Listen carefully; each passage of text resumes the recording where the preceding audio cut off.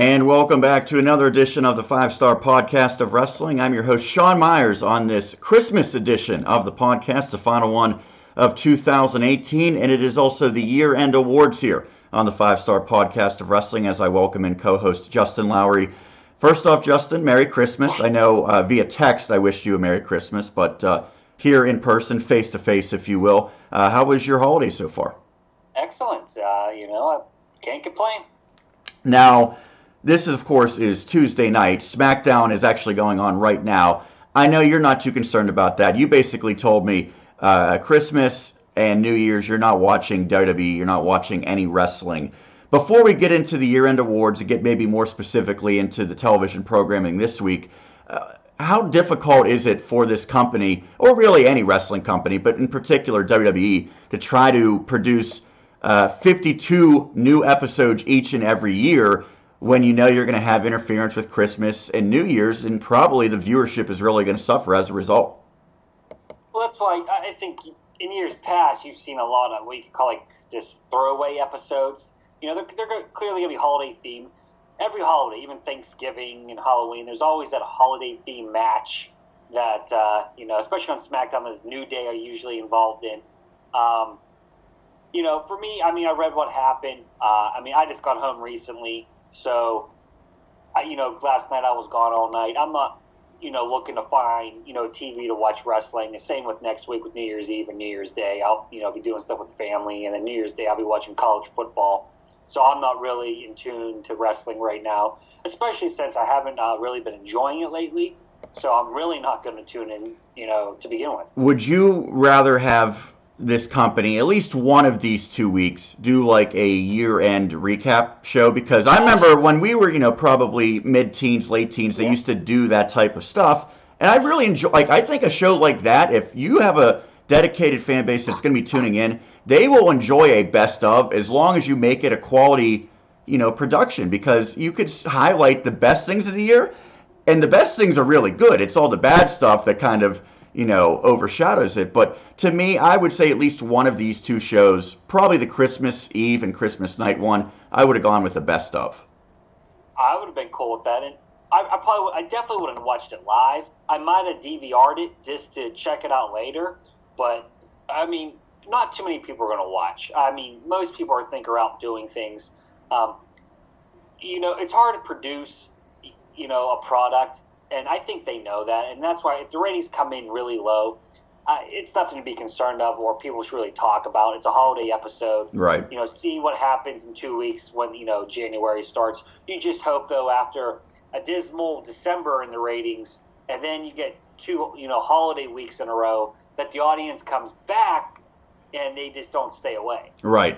Now, last week is WWE week, and they do this every year where they have the last live version of Monday Night Raw, because, of course, it was taped for this week. Last week they had the live SmackDown, and then they filmed the subsequent week's shows right after, which makes sense. They're out on the West Coast. And this year, as opposed to last year, the wrestlers get to stay home with their families on Christmas Eve and on Christmas, even though I know that Raw is right back out on the road at Madison Square Garden tomorrow. But working the 26th, that's something that a lot of people in this country have to do, so that's not as big of a deal. But then they have the Tribute with the Troops show, which to me, first 5 years, I think that was a big deal. I don't think it is anymore, and it's something that, truthfully, I don't think many people at all watch. And then they had like the New Day thing. Does this time of year, WWE week, it doesn't seem like it really matters to anyone at this point. That's, like, to your point, a time where fans kind of just tune out of wrestling for a little bit, right? Oh, yeah.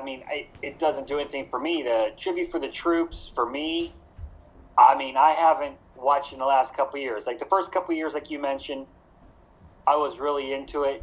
And then, eventually I just stopped watching, because before they used to actually go to Afghanistan and stuff, and now they just go to like a base. Which, if I'm a superstar, I like staying in the U.S. to do this, of course, it's completely safer, but to me, it kind of lost something as a viewer. Right. No, I agree. I understand if you're a wrestler that you've got to be. And truthfully, not getting into the real world too much, but it was a time where I think there's a lot more patriotism needed, and I think that was a much bigger deal because there was a war over there that we rallied behind, so it was a big deal then. But it's kind of it's lost its luster. So that last week really didn't do much for me. Now I will say this, Justin, I watched Raw last night, and I know that I'm showing how hardcore of a WWE supporter I am in doing that on Christmas Eve, especially because it's 3 hours.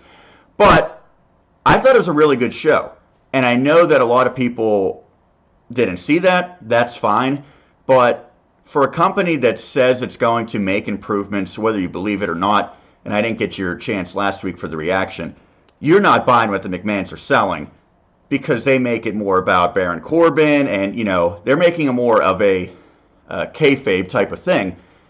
But if this company wants to get better ratings, we all know they have to make changes. I could see them making some small changes where they elevate some stars that people think have been overlooked. And it seems like that sort of happened a little bit the past couple weeks. And Raw, it kind of just felt like a more fun type of show last night. It was a holiday one, but nothing felt really forced and unnecessary. There was some filler, but I thought it was a pretty solid show. Well, and maybe that's because Vince didn't, be uptight about it, like, write it because, holiday theme, I don't care, no one's going to watch it. So maybe he lessened the grips, and maybe that, that's why it was a better show. Now, the announcers totally gave that impression to me that they were kind of like, this is a fun type of show. Right, so Vince isn't up everyone's backside, so maybe, that's it. Just to go back to the week before real quick, because I wasn't on here to give my opinion. And, I know that you know it because I texted it to you. I think it's a joke. I mean, if you see any changes, they might be small and maybe for a month or two, but by the time WrestleMania comes around, you're going to get what they wanted all along. I think any smart fan knows that. And that whole episode, like, I actually watched that episode from start to finish. The first Raw I've watched in months, start to finish. And honestly, I was disappointed. I was waiting for... They missed an opportunity, I think. I was waiting for a surprising moment, something to say, oh, well, that's different. And when Tyler Breeze came out, I'm like, whoa, okay, that's different. And I thought to myself, I said, wow, he's going to win the title. Because I thought Seth was underneath the mask. Right, that was obvious, right. And I'm like, okay, he's going to cost Dean the title. Dean Ambrose doesn't need it. The title doesn't need in this feud. I said, okay, well, you're going to give somebody who the smart fans really enjoyed. I said, I don't know how it's going to go over because he's been buried and a non-factor. I don't know how the reign's going to go over, but it's going to be something different. And we never got it. And then nobody debuted from NXT. There was no, right. They teased debuts, but it's all in the future. Like, oh, so it's the same old, same old. Gotcha. Well, now we have to worry about all the McMahons being on both shows. Right. And Stephanie and Shane all of a sudden love each other. Then just last month at Survivor Series, they hated one another. Interesting you mentioned that. I got word that I guess earlier in the day, rumor was circulating backstage that Breeze was going to win that match. Now, whether or not that meant he was going to win the title, I don't know. But it was, at one point, it looked like Breeze was going to win that match. They changed stuff. They changed stuff last minute. That's kind of common that they make changes. So who knows if that actually ever was really going to go through with the new champion. But I will say, Breeze, the Revival on SmackDown, Andrade Cien Almas, Sanity, Anderson and Gallows, they are trying with people that haven't been on a long time to put them back on TV. And that's a good step. But you also have to make these people interesting and make people care. You can't just say, well, they're on TV, so shut up about your complaining. You have to put them on TV and give them a reason for the fans to care. Right. People have been complaining about the Revival not doing much. They win a tag team title shot, they get it, and then they lose. So, okay, they're right back to where they were. What? Nothing changed there. I mean... Well, let's stay on that because, so I told you, that was a heck of a match, okay? And that's not a surprise because you think about 3 of the 4 guys in that match, Bobby Roode being the exception, I think you would say, are very talented in-ring performers. And Bobby Roode certainly, is a quality guy, and he's a former NXT champion, so he's good enough to hold his own. I thought that was a really good match. Now, again, is that how you really want to portray the Revival getting their big shot on a show that people aren't watching? I don't know. Now, they had the Revival lose with the wrong guy being pinned. That was sort of the angle to keep this going so that they're not necessarily buried. But I thought that was a really good match, and it shows what the Revival's capable of because they were so good in NXT in the ring. They weren't great personalities. How many great matches have they had on the main roster? I can think of one prior to this Monday. Yeah, didn't they have one? Was it the Bar a couple months ago? Who was it with that? They challenged, I believe, McIntyre and Ziggler, and the Revival played the faces in the Yeah, match, okay, thank and you. it was a killer match. Yeah, and apparently Vince loved it, and And then the next week they went back to nothing. Nothing. Talk about, and that's what I hate. They're out there talking about grabbing the brass ring, and we're going to give you what the fans want. Okay, well there's two wrestlers. The one out had a great match, which is basically grabbing that ring. Hey Vince, look what we can do. We just did it, and then the next week you're not on TV for 3 weeks, or you're in some type of comedy skit. You can't trust anything that comes out of that guy's mouth. I want to get your take on Ronda Rousey and Natalya, because you and I both thought this was a type of feud that you could really make a focal point of the women's division, not just on Raw, but really one of the bigger storylines for all of the women in the company. Even though Natalya's sort of difficult to work with because she's a great talent, but she's not a great face. She's sort of awkward as a face. She's sort of, not a true heel either. It's sort of like a 1990s type of heel. So she doesn't get huge reactions. But with the emotionally charged aspect of the real-life tragedy that she was going through, I thought they really could have made this work. Plus, they'd spent so many months building up her and Ronda's friendship. I was thinking this was maybe an Evolution main event, something like that. We didn't get it. You highlighted the reasons behind it. Now we get the match on Raw on the Christmas episode. This was a killer match. I really, really enjoyed it, and it really speaks to how talented Natalya is in the ring, because if you recall, to earn that opportunity, she had to go through the gauntlet, and I think she wrestled the equivalent of 3 matches in that sequence, so probably 20 plus minutes. Gets a break, comes out about an hour and a half later, and wrestles like a 15-minute match with Ronda. Great match. Ronda ultimately wins, but it made Natalya look good in the process. However, Justin, we still get the hugging, the friend versus friend. I don't know if this is the first step in a feud between the two, or if this is as far as they're going to take it between Natalya and Ronda. It just seems like weird timing for a show that people weren't going to watch to give them one of Ronda's best matches that she's ever had. Well, I don't know if you saw, apparently that was the first match of Ronda's that wasn't laid out beforehand. It was actually called in the ring as the match happened because they trusted Natalya to lead her through the match. Which goes to the point that you were saying, great in-ring talent, but when it comes to the personality side of things, she's this blah. And if you watch Total Diva, she just comes off as annoying. So that's that.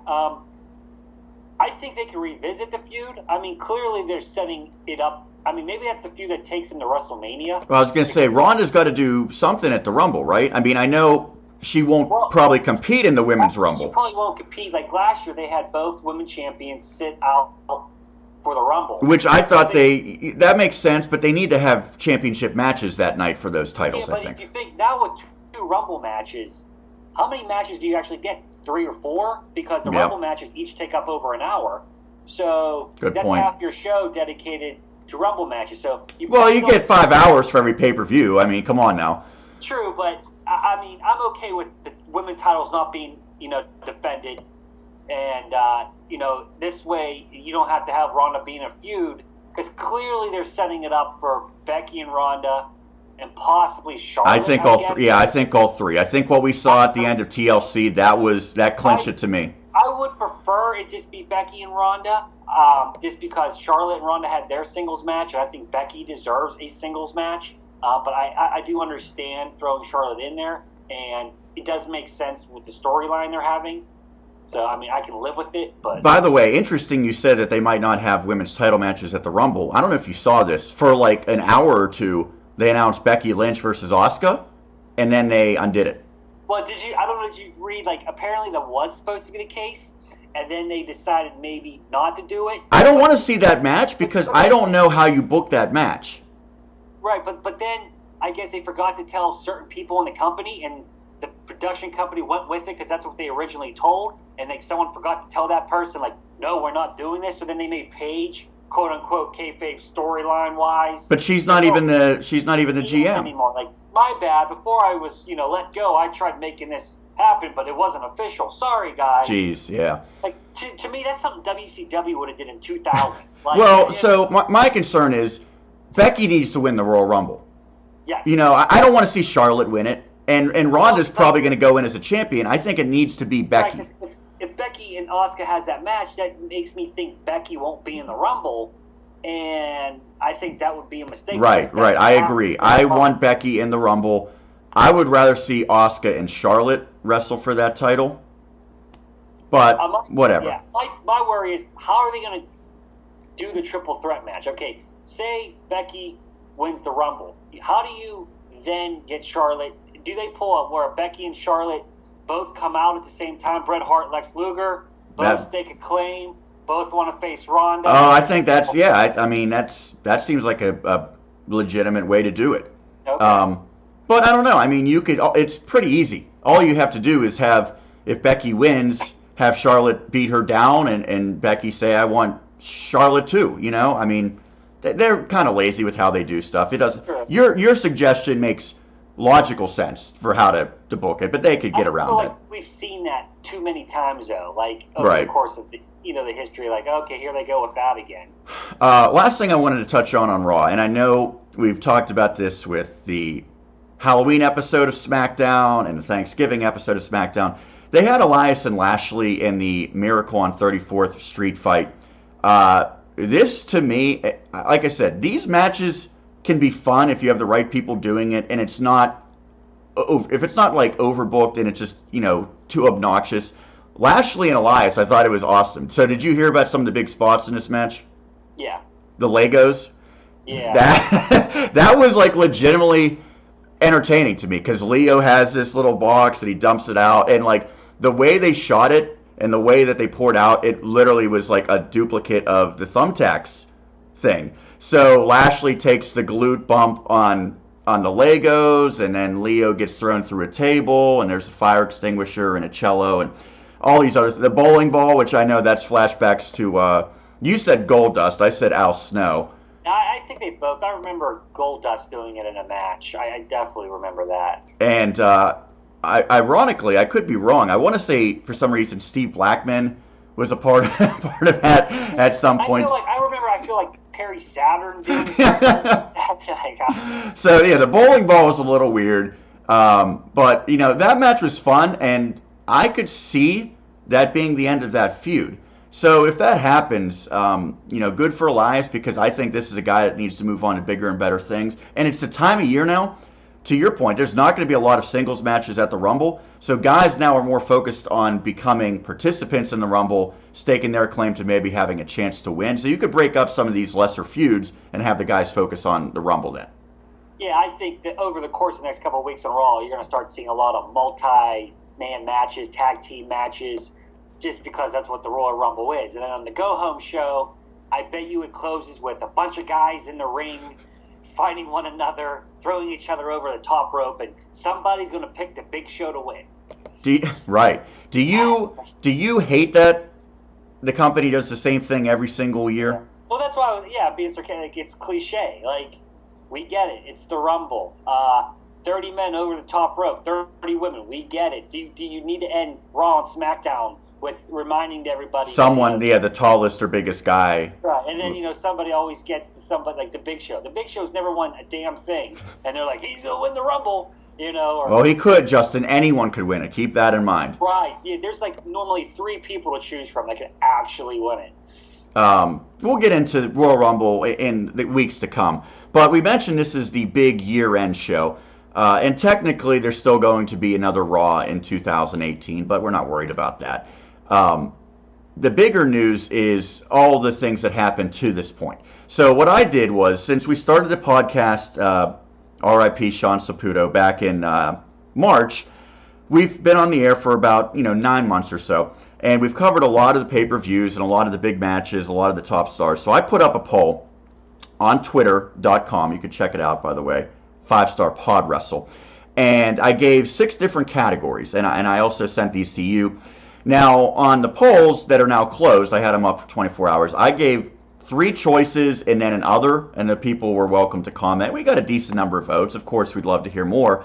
But the first category is WWE Male Superstar of the Year. And I'll kind of touch on the options that I gave here because to me, this was sort of a difficult one, honestly. Like, it seemed as though this should be an easy category. It really wasn't because I don't think there was a lot of guys that had great years from start to finish. And I was inclined to say maybe a Roman Reigns on there, but you know what happened with him. Obviously, his sickness cost him a few months. Braun Strowman was close to being on the poll, but he just wasn't healthy long enough in my estimation. Plus, he never seemed to really get over the hump. Samoa Joe, a guy that probably could have been on there based on talent, but some things fell through with him as well. So I put Seth Rollins, AJ Styles, Daniel Bryan, and of course other. And only 2 people got votes in this one. Seth Rollins getting 60%, AJ Styles getting 40%, which leads me to you, Justin, your choice for WWE Male Superstar of the Year. I would have to pick AJ Styles, but I agree with you. There wasn't one person that really stood out above the rest. The reason I went with AJ is he held the belt for most of the year. In the calendar year, I should say. I think he held it over a year. I think technically, right? It was almost, I believe it was almost exactly a year because he won it just before Survivor Series last year and lost it the week of Survivor Series this year. I mean, the only other option was in my mind was Seth Rollins, but for me, I felt like there was something missing with Rollins this year. Like he's been like at the top of his game, but I feel like lately with the Shield stuff and then his feud with Ambrose, it's missing something. So that's why it knocked him down a little bit for me. So I went with Styles because most of his feuds, other than the Shinsuke one, for whatever reason, have delivered. And he's carried a SmackDown brand on his back for, all year long. He's been the guy on the show where Rollins hasn't been the guy completely on Raw. So that's why I chose AJ Styles. And I am going to go with Seth Rollins. And the reason why I picked Seth Rollins is while AJ Styles was a constant in 2018, to your point, I think he was maybe a little bit underwhelming at WrestleMania, which is, of course, a big factor in how a superstar is evaluated for his year. I thought he was a really good champion, but I know both you and I, for periods of time, said it's time to get the belt off of him. It kind of has peaked. And that's to me more so because AJ is a great wrestler, but he's not a great personality. Not that Seth is an overwhelming personality. I think he's a little bit more over with the fans, a little bit more interesting. But I think his in-ring stuff, he was the highlight of almost every single Raw for the better part of 6 months. And I think that carried over to pay-per-views. When they became dual-branded, it seemed like almost every single time the Seth Rollins match either was the match of the night when it was all said and done, or at least the match you were most excited about because you knew he could always deliver the potential for a 5-star. I look at, he had matches against The Miz that I think were up there for match of the year, triple threat at WrestleMania, against Elias, tag team matches. He didn't just do it one-on-one with 1 or 2 opponents. He did it one-on-one. He did it in triple threat. He did it in tag matches. He did it, I think, in what you could maybe say was the breakout moment of the year in that gauntlet match. To me, that really turned the tide, and that was early enough in the year that Seth Rollins, to me, was the male superstar of the year. Go ahead. The only just to support my claim, which I can't really argue against Seth Rollins, but AJ Styles never had a match where the fans chanted boring. Seth Rollins and Dean Ambrose match, they just had the fans were chanting boring. That is true. I will not argue that one. That being said, I'm still going with Seth. But again, AJ and Seth both got votes in the poll. Yeah, either one. Female Superstar of the Year. This should not take long. It was unanimous in the poll. Every single vote went in favor of who? Well, Becky Lynch. She gets 100% of the vote, and she also gets my vote. I'm going with Becky Lynch for the Female Superstar of the Year. And it's really, when you look at it, she did this in the span of about 5 months because she was not a factor up until, I would say, probably June. Started winning some matches, got some momentum. It really was the lead up to SummerSlam and the fact that Charlotte snuck into that match and won the title that got Becky Lynch over more than anything, and she has been terrific since SummerSlam up till now. You said it a couple weeks ago. She's probably been on the hottest run that any woman has ever had in this company, and that includes China, that includes Lita, that includes Sable, and she's done it sort of organically. I mean, this is really a credit to Becky Lynch as opposed to WWE getting behind her and pushing her. Yeah, again, I of course agree. You know, I'm picking Becky. I think it's pretty self-evident. I don't think anyone's really close to her. I mean, the fans have always been behind her. People, you know, it's funny. What she was saying, the WWE, you know, as her heel turn, the things she was saying, they thought, you know, she was saying it in like a bad guy type of way. But the fans agreed. Like, she was speaking truths. And the fans agreed. They backed her. And she became almost, which you've seen people compare her, like Eric Bischoff, I think, just came out and compared her like the female Steve Austin in a way. That she's, you know, she has that kind of heelish ways of going about stuff, but the fans react to it. They get behind it. They're behind her. And hell, not even what she's doing on WWE programming. If you follow her on Twitter, some of her she never did that before either. She's really run and changed every aspect of her life, really. Like, she's able to show her true personality. I think this is her turned up a little bit. And maybe the stuff that was inside of her, like maybe she was a little angry herself, thinking, I deserve more, I deserve a better spot. And her and Charlotte are pretty good friends in real life, but maybe she's also saying, hey, I'm just as good, if not better, myself. And, you know, her social media account, if you're not following her on Twitter, you should. Because her comebacks, to, you know, like Road Warrior Animal. Well, to everyone, I mean, Conor McGregor, right? I mean, right, are priceless. I mean, she's saying what she feels. And the fans are backing her 100%. Next category. This one for the tag team of the year was sort of difficult because when I think of WWE tag teams, I think of just SmackDown. Truthfully, there's really no one. I thought it was 3 teams. Yeah, so the 3 teams that I posted, in addition to the other, of course, were all from SmackDown. It's the New Day, the Usos, and the Bar. And the New Day won with 75% of the vote. The Bar got the other 25%. I am joining in on the Twitterverse here. I'm going with the New Day. To me, it was close between the Usos and the New Day. I thought the Bar was in a third place, pretty distant third place, because there was a few months where they weren't doing really anything. I don't even think they were seen. Right. They've had a nice little run as champions, and they're a great in-ring team. What the New Day has that everyone else lacks as far as tag teams is that personality that you could use each and every week of the year, even if they're not in matches. So you could have the New Day out on commentary. You could have them doing skits on Thanksgiving, on Christmas, on Halloween. You know, we talked about how they love doing all these goofy things. The New Day always makes it work. You could have them plugging merchandise for Christmas. They can be on TV each and every week, Justin, because they are great in the ring. They're great out of the ring. I don't think you could say that about any other tag team, so that's why they get my vote. I agree. I mean, I would vote the New Day too. And I mean, there's not much for me to say because for me, like, there are 3 great tag teams. I do feel it's a little stale. It's just on repeat between the 3. I mean, they kind of just feud with one another off and on. You know, there wasn't really much to choose from. Like you said, there was only 3 options. And, you know, they're all great. They put on great matches. But, like, it is stale to me. So I picked a New Day.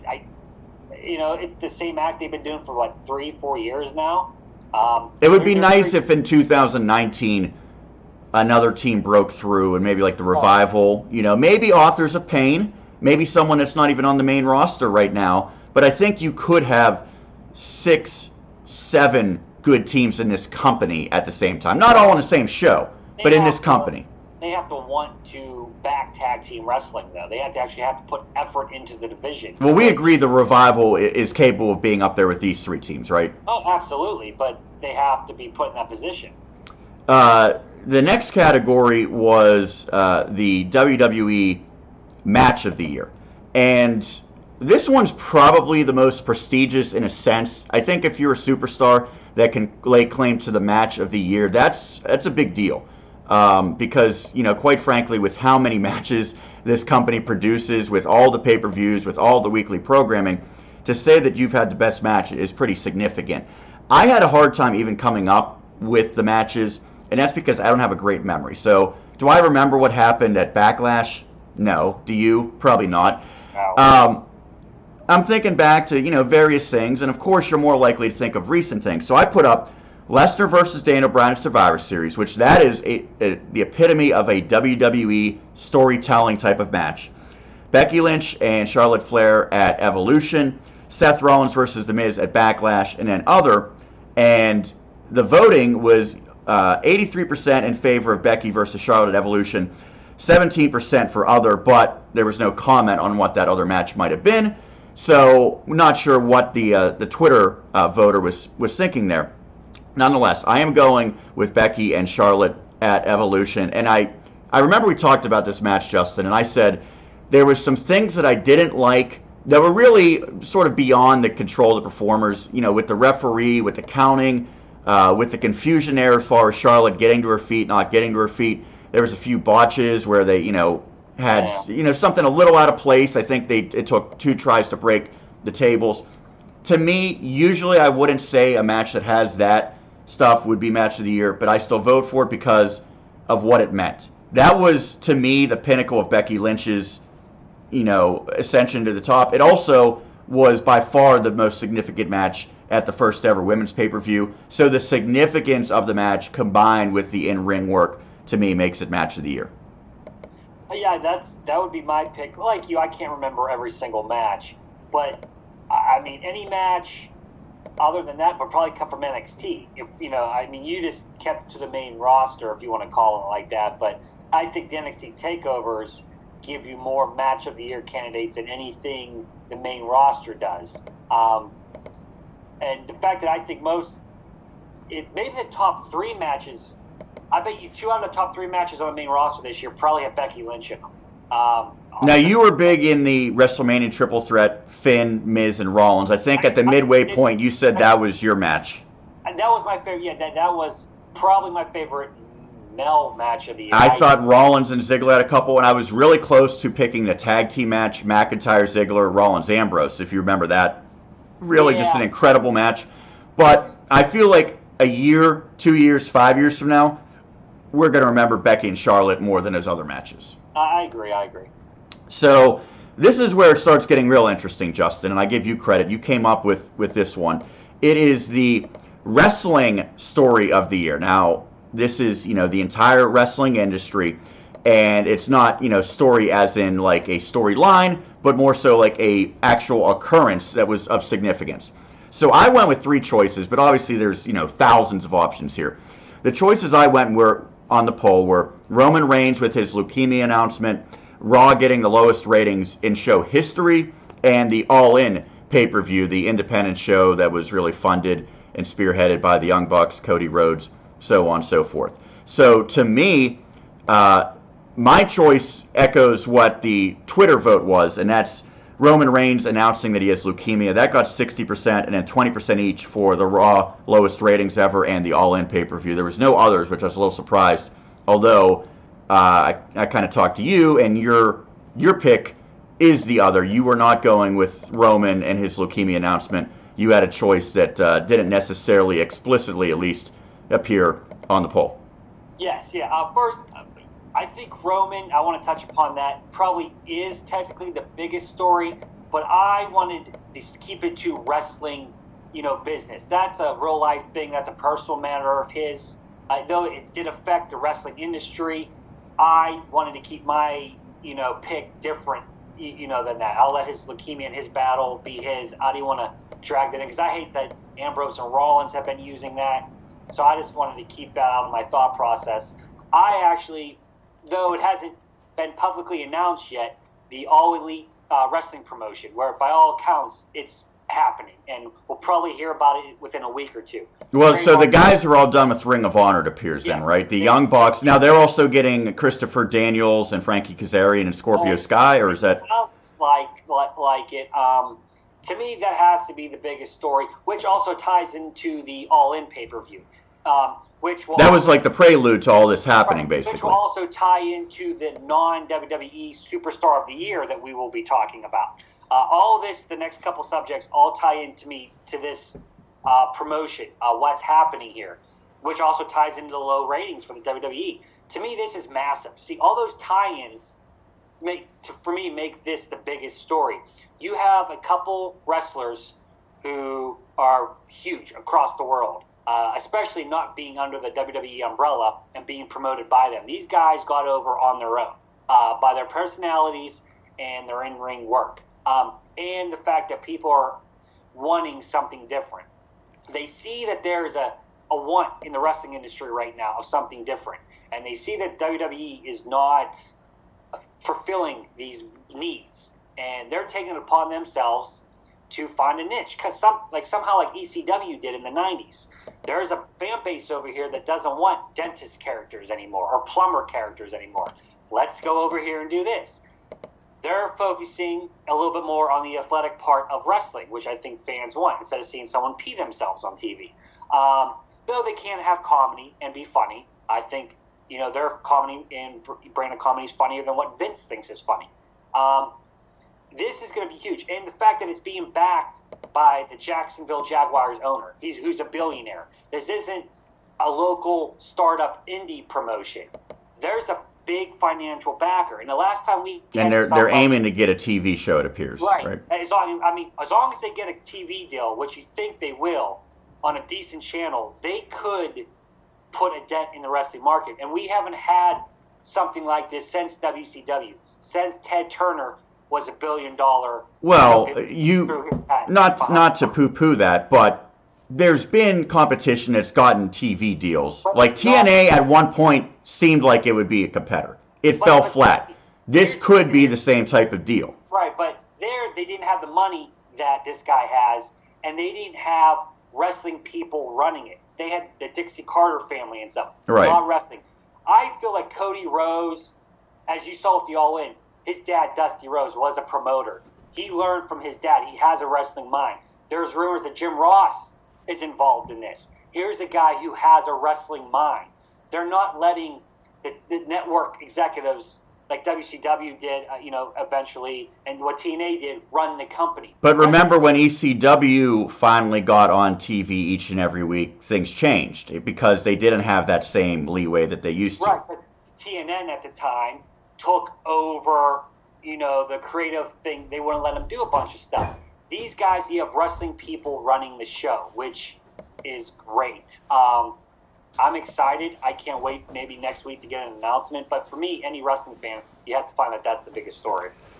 Final category that we have, Justin, is the non-WWE main roster superstar of the year. Now, I know you were not a fan of how it was worded. So what I basically did was I put guys that were in NXT, 205 Live, NXT UK, or not in the WWE umbrella whatsoever. So New Japan, Ring of Honor, independent guys, TNA, I guess, if you want.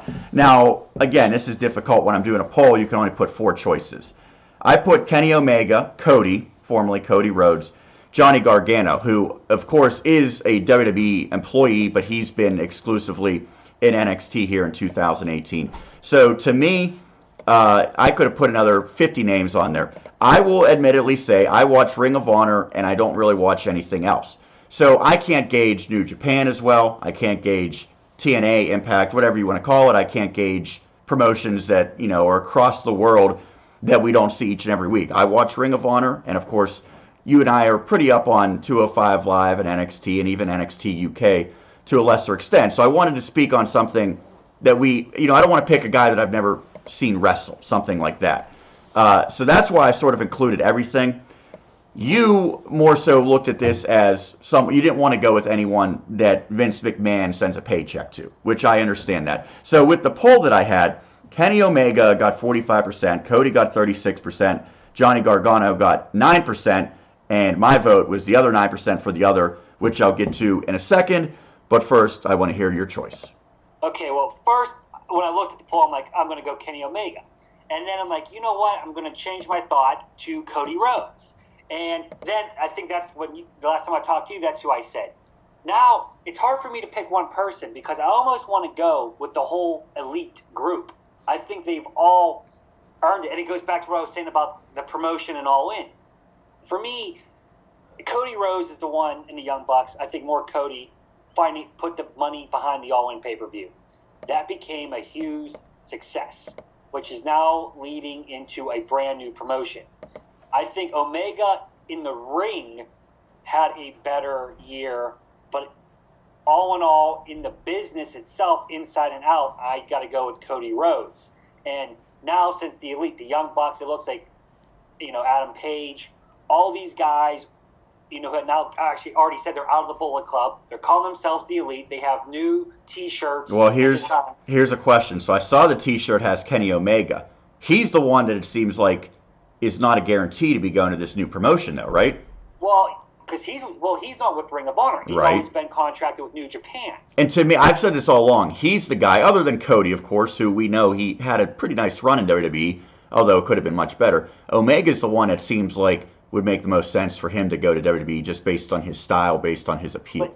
But okay, you said his style. I actually think that actually hurts him because they're going to have him tone it down.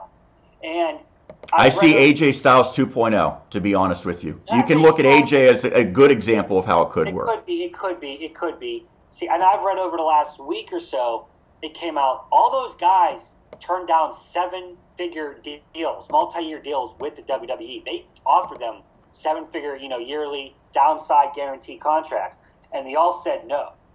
I don't know if you watch the Elite's YouTube, videos or anything that come out. The Young Bucks had a skit with Triple H coming in, offering him a contract, and then super kicking him and all that stuff. And then they talked about how they see what they do to the tag teams that go to the WWE. Why would they go there? Which actually makes sense.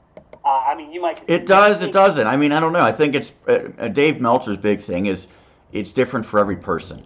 That being said, if you grow up in California, 99% chance, even if you're growing up, in the 2000s when WWE wasn't as popular, that's what you've always dreamed of doing. Now, your dreams can change, but to me, if I dreamed of doing something my entire childhood, I would still really consider it, even if it's maybe not the best on paper for my career. You heard, Omega talked about, growing up, he wanted to wrestle WrestleMania. But now his dream is to change the wrestling industry. Well, that's the other approach you could take. What guys are setting out to do is to change the wrestling industry, and maybe 20 years from now, hell, that Vince will, at this point, it'll be Shane or Stephanie and Triple H buying them out, and we're watching the network, watching the rise and fall, all Elite Pro Wrestling, and talking about what these guys though did at the time, in the industry, giving guys, more places to work. So you're going with Cody then? I'm going to go with Cody. Okay. Long answer, Cody, but it's, Now, this is where you're probably going to get mad at me, Justin, but bear with me here. Now, I'm going 100% pro WWE here because, as I mentioned, of course. I've seen more of this guy's matches than you've seen of Cody Rhodes' matches in 2018. But anyway, that's a different story. I've watched All In, Sean, all of it. Okay, fair enough. I was only there for 2 hours. So I'm going sort of off the board here because as of this minute, this guy actually is on the main roster. But he spent over 11 months in 205 Live. And what he did, I think, honestly, is we could look back at this in a few months and say this is really no one expected this to happen. You're already smiling. Is Mustafa Ali's story right now not one of the more incredible ones that we've seen from a WWE guy in a long time? Yes, absolutely. So it looks as though it's almost guaranteed he's wrestling for the championship against Daniel Bryan at the Royal Rumble. He's not going to win that. But the fact that he's doing that, he also, if you think about what 205 Live was represented on, he wrestled the WrestleMania match against Cedric. Now, he lost that. He wrestled on the actual main card Survivor Series, which no one thought that was going to happen, and you and I both rejoiced when he and Buddy got to be on the real show. So he's already been at the top of 205 Live and sort of brought that brand up. But the fact that he not only transitioned to SmackDown, but within a month is now wrestling for the title, it's unbelievable. And you said Becky Lynch, what she did on social media, what she's done outside the ring is gigantic. Have you seen Mustafa at all and some of the stuff that he's done? Oh yeah. It's really, it's sort of like, you remember Zack Ryder got himself over, and the company didn't like it, and Fandango got himself, guys that usually do this, the company sort of turns on. At least for the time being, Mustafa Ali, with his in-ring talent and with his appeal to like touching on a grassroots type campaign, the audience, he's done something that no one saw coming. I think going into 2018, you could say probably not going to have their own promotion, but you could say Cody Rhodes is going to win every title that the world of professional wrestling has to offer outside of WWE. You could say Kenny Omega is going to probably have the best matches. I don't think anyone saw Mustafa Ali even being significant on 205 Live, let alone challenging for a championship. So that's my pick. That being said, I understand that's a very pro WWE look at it, but I think this guy's story really, I mean, if you want an example of what WWE should be doing with their talent and should be giving guys opportunity how to do it, that's the example right there. Yeah. No, I want to be that guy for a second, to be technical, but he's wrestled on SmackDown, which makes him part of the main roster. Well, that started 2 weeks ago. I just got to bust your balls. If Cody had wrestled through January in WWE and then left, I'd still, I mean. Yeah, I know. I just need to bust. Well, I mean, you've watched more NXT recently than I have. You could have named 4 or 5 guys from. I mean, Tommaso Ciampa we haven't mentioned. People think he's the best heel in all of wrestling. I agree. The stuff there's